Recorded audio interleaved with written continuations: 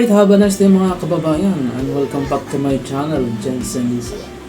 Panibagong vlog, panibagong reactions video naman natin na mas sad sa mga oras nito. So ayan no, samahan niyo po, panoorin natin at sabay-sabay nating reaksyonan itong birthday party ni Idol Will no, na dumalo si Idol Pugong Biyahero at ang marami pang iba no, na mga supporters na mula sa iba't ibang lugar, sa iba't ibang bansa. So ayan, at dito siyempre taos pusong pasasalamat ni Idol Will Malalag, lalo na sa kay Kuya Bal, sa kanyang mga magulang, kung saan siya nagsimula at paano siya naging vlogger no. So ayan, pakinggan natin ang sinabi ni Idol Will. This time, let's give this moment, it won't last his birthday celebration without hearing out the words of thanks or pasasalamat coming from our birthday celebrant. Palakpakan naman dyan for Ruel, aka Ruel Malalag. Palakpakan! Ayan, magandang tanghali po sa ating lahat. So, di ko po alam kung saan ako magsisimula yung thanks, kumbaga yung thank you message po. Pero syempre, unahin ko pong pasalamatan yung Panginoon po natin.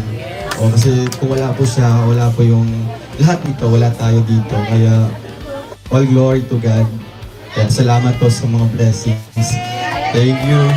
So, thank you din po sa mga blessings po na andito ngayon. Kayo po mga sumusuporta sa atin.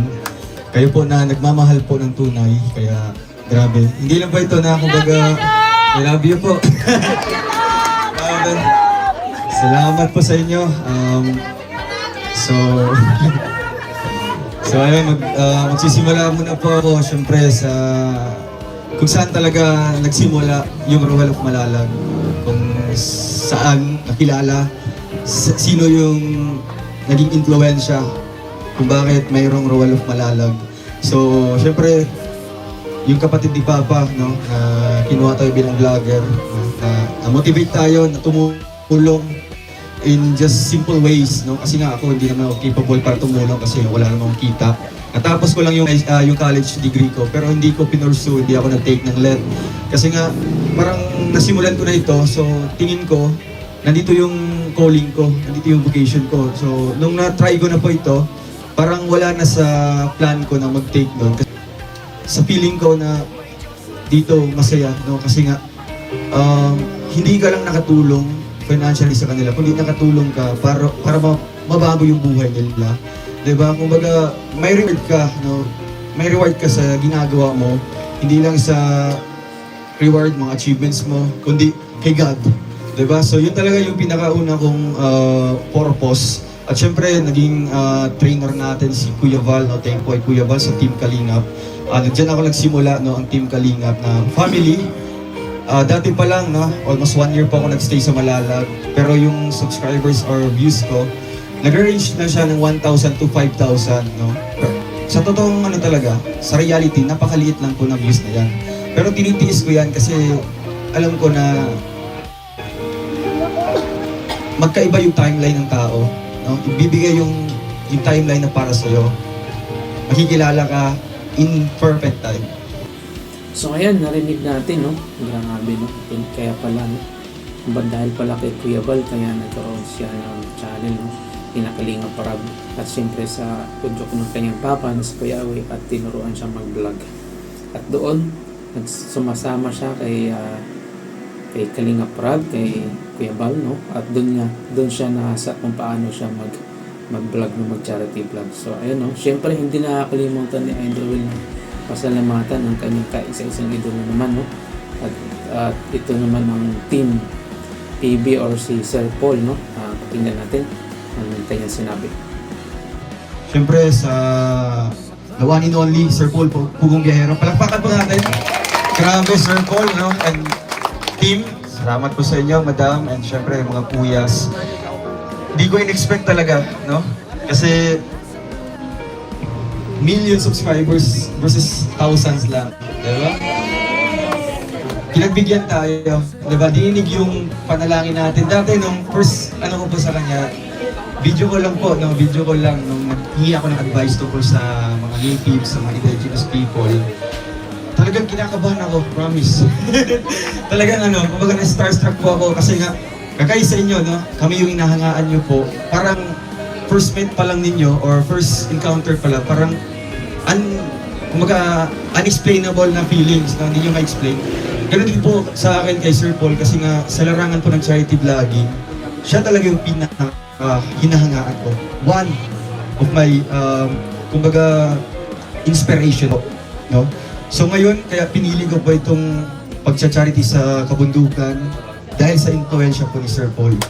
Dati, nasa diet po ako, no?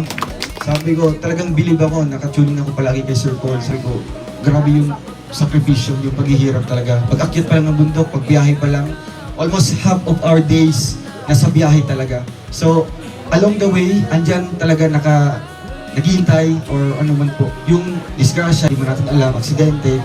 Pero still, ginagabayan pa rin po kami, no? Sa pagbabiyahe pa lang po. And isa din sa hamon is yung pagpunta sa mga remote areas, sa mga bulubundukin.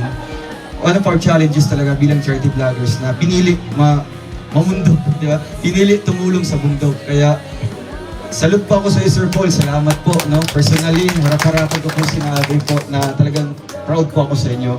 And syempre sa inyong kasamahan, no? Kasi nga, kumbaga, it's a collaboration effort, no? Na magiging successful ka through unity, di ba? Through pagtutulungan. Ganun din po sa amin, no? Sa akin, kung ano man yung nakikita nyo ng mga achievements, halimbawa, maka 1 million views man tayo sa isang upload, I hope na i-recognize o i-highlight sa lumata din po natin yung mga taong nasa likuran ko. Yung mga taong naging kasama ko sa mga araw na binlog ko yon, pinuntahan ko yon. Kasi kung ano yung sakripisyo na ginawa ko, ganun din po sa kanila. No? Kaya maraming salamat din sa mag-appreciate sa amin. No? Ganito po, mas pinili nyo po na supportahan po kami. Kahit marami naman dyan content creators na mga entertainment, mawawala yung stress nyo, pagod nyo. Pero mas pinili nyo po na suportahan yung ganitong pagtulong. I hope na mas dumami pa yung ganitong vloggers na ang content or category talaga is charities, no? Kaya I hope so, no? Grabe, napakaswerte talaga ni Idol kasi binisita siya ng kanyang idolo na si Idol Paul or si Team PB. So ayun, no, at hindi rin nakalimutan ni Idol Roel na pasalamatan ng kanyang tita na nasa ibang bansa. Kumbaga nasa Austria ito. Kumbaga ito si Tita Amy Tomer, yung kapatid ni Kuya Bal na nasa ibang bansa na nakatasin. At syempre, tumutulong din to sa mga charity ni Idol Roel sa pamamagitan ng pagsusupport at moral support. So ayun, pakinggan natin naman ang sinabi ni Idol Roel. Siyempre, sa mga titas din po namin coming from Australia, no? Kay Auntie Beg, kay Ate Emil, talagang kahit ganito man po, no? Ganito na po yung narating namin, pero still, ganun sinabi ko, naging parte pa rin po kayo ng pamilya namin. Hindi ako makapagtapos ng pag-aaral, si ate hindi magiging guro yan kung wala po ang inyong suporta. No? Kasi kung susumahin po natin, kung si Papa at si Mama lang yung magsusupport sa amin sa education, siguro hanggang high school lang po kami, mas free. Oo. Pero andyan po sila na talagang nagbigay, no, ng suporta. Pinili nila kaming tulungan, no, kahit 10 magkakapatid sila, pero si Papa yung napili at tulungan. At kami yon, no, na mga pamangkin po nila. At ito nga, sabi nila na magsumikap lang kami para maiyahon yung buhay namin. Kasi alam nila yung sitwasyon namin. So ito na yung ginawa namin, no. I hope na maging proud din po kayo sa achievements na meron po kami ngayon, di ba? Salamat din sa inyong moral, financial support. Hindi yan mawawala, no? Kasi dati pa, isang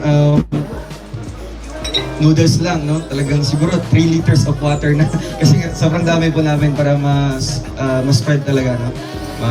So, all in all, maraming salamat po at sa sumusuporta sa ating pagbablog, no, mga sponsors natin kasi naging backbone sila, no, support systems sila sa ating charity works.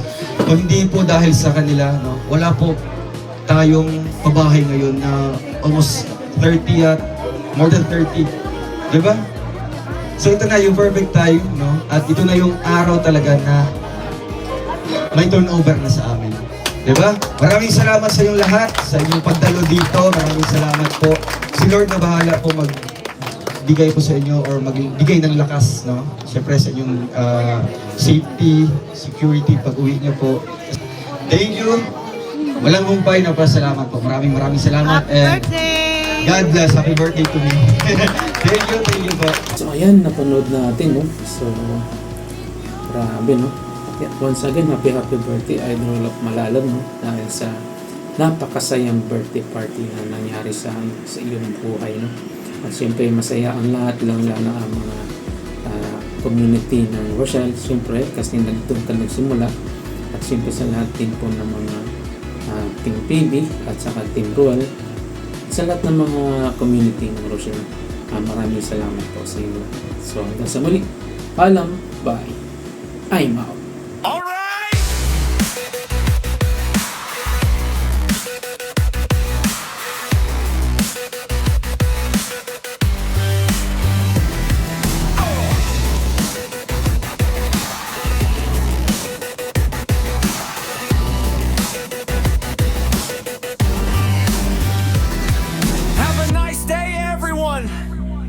And welcome back to my channel, Jen Seniza. And don't forget to like, share, and subscribe.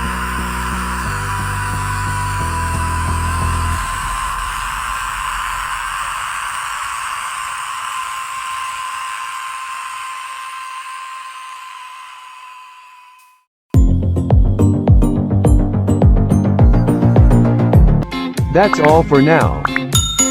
Until next time. Thanks for watching. And don't forget to like, subscribe, and share.